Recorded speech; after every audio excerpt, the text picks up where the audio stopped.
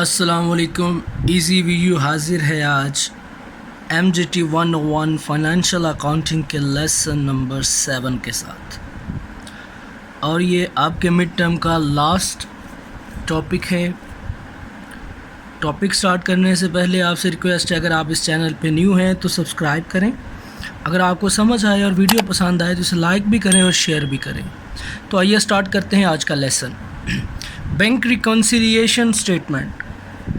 देखो, bank reconciliation statement होती क्या है कि बिज़नेस अपना रिकॉर्ड और बैंक का रिकॉर्ड मैच करता है। मतलब बिज़नेस का जो बैंक के साथ लेन देन होता है वो बैंक ने भी लिखा होता है, बिज़नेस ने भी लिखा होता है। अब अकाउंटेंट क्या करता है, अपना बिज़नेस का सारा रिकॉर्ड जो उसने कैश बुक मेंटेन की है और बैंक का रिकॉर्ड जिसे पासबुक कहते हैं, बैंक बुक कहते हैं, उसका रिकॉर्ड चेक करता है, उनको मैच करता है।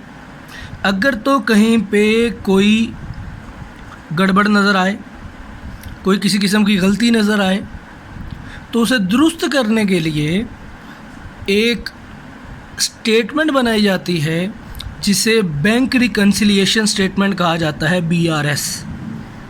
क्लियर? ये आपने लिखना है। ये 5 नंबर का क्वेश्चन भी आता है पेपर में।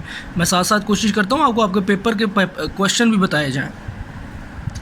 तो बैंक रिकन्सिलिएशन स्टेटमेंट में 2 किस्म के बैलेंसेस होते हैं। इसी चैप्टर में आगे वही होगा।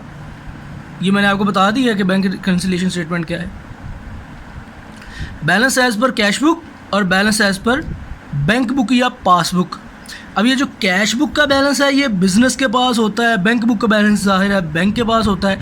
इन दोनों को मैच किया जाता है और देखा जाता है डिफरेंस कहाँ पे आ रहा है, और जो डिफरेंस होता है उसी को मिटाने के लिए, दुरुस्त करने के लिए एक स्टेटमेंट बनाई जाती है जिसे बैंक रिकन्सिलिएशन स्टेटमेंट कहते हैं।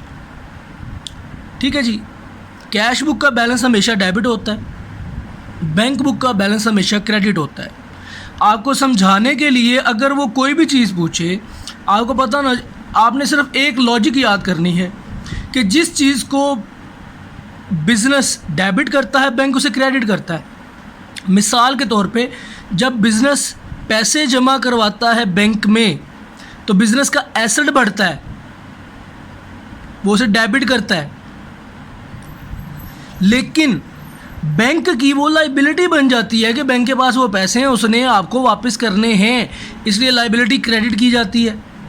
यानी जो आप डेबिट करते हैं बैंक उसे क्रेडिट करता है। आप और बैंक एक दूसरे के उलट चलते हैं। आपने ये कंसेप्ट माइंड में रखना है कि अगर वो कहे कि बिज़नेस ने बैंक ने गलती से डेबिट कर दिया तो आपने उसे क्रेडिट करना है। आप अगर कहें कि बिज़नेस ने उसे क्रेडिट किया है तो बैंक उसे डेबिट करेगा। ये माइंड में रखना है आपने। कंसेप्ट बहुत इंपॉर्टेंट है। BRS बहुत सिंपल है। अगर ये आपके माइंड में बैठ गया कि आपने और बैंक ने दोनों ने एक दूसरे के उलट चलना होता है। अच्छा, हमेशा कैश बुक का बैलेंस डेबिट होगा, और जब ये बैलेंस डेबिट होगा इसे ही इसका फेवरेबल बैलेंस कहते हैं।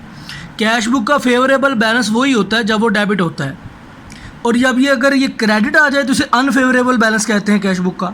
ये क्रेडिट कब आता है? जब कोई ओवरड्राफ्ट अकाउंट हो जाए। ठीक है। इसी तरह bank record, bank statement, passbook, ये सारे क्या हैं? ये इसके उलट हैं। इसका फेवरेबल बैलेंस हमेशा क्रेडिट होता है। अगर बैंक बुक का, पासबुक का बैलेंस क्रेडिट आए तो वही आपका फेवरेबल बैलेंस है। अगर वो डेबिट आ जाए, ओवरड्राफ्ट हो जाए, तो इट मीन्स वो डेबिट बैलेंस कहलाएगा। आपने याद रखना है कि कैश बुक का फेवरेबल अनफेवरेबल कौन सा है, बैंक बुक का, पासबुक का फेवरेबल और अनफेवरेबल बैलेंस कौन सा है। ये बहुत इंपॉर्टेंट है। इसके बाद इसने कुछ इंपॉर्टेंट टर्म्स दिए हैं जी। आपने क्या याद रखना है? आपने इसको सिर्फ एक नज़र पढ़ लेना है, पेपर में वो पूछ सकता है इसके बारे में। अच्छा जी, 2 किस्म की रीज़न्स हो सकती हैं जनाब बैलेंस में डिफरेंस आने की। एक तो एडजस्टिंग आइटम्स की हैं, दूसरी रिकनसाइलिंग आइटम्स की हैं। अभी आइटम्स सारी लिखी हुई हैं, पहले एडजस्टिंग आइटम्स लिखी हैं दोनों। ठीक है। आइटम्स क्या हो सकती हैं, मतलब गलती क्या हो सकती है? गलती वो हो सकती है कि या तो आपने रिकॉर्ड नहीं किया, भूल गए रिकॉर्ड करना, या फिर आपने गलत रिकॉर्ड कर दिया। आपने डेबिट की बजाय क्रेडिट कर दिया, क्रेडिट की बजाय डेबिट कर दिया। ठीक है। अब इसमें एडजस्टिंग आइटम कौन कौन सी हो सकती हैं और रिकनसाइलिंग आइटम्स कौन कौन सी हो सकती हैं, ये आपने पढ़ना है डिफरेंस सिर्फ इसमें। ठीक है, बैलेंस मैंने आपको बता दिया, थोड़ी लॉजिक भी बता दी कि डेबिट किसे करना है, क्रेडिट किसे करना है। ठीक है, आगे इसके वो हैं प्रैक्टिस आपको देखनी है, सिर्फ ना समझ आए तो कमेंट में पूछ सकते हो, अदरवाइज़ आपका ये लेसन कॉन्सेप्ट इतना सा ही है, आगे प्रैक्टिस है, आप इसे देखना। अगर आपको समझ आए तो इस वीडियो को लाइक शेयर ज़रूर करें, और अगर आपने अभी तक इस चैनल को सब्सक्राइब नहीं किया तो सब्सक्राइब भी करें। आपसे मुलाकात होगी अगली वीडियो में, तब तक के लिए अल्लाह हाफिज़।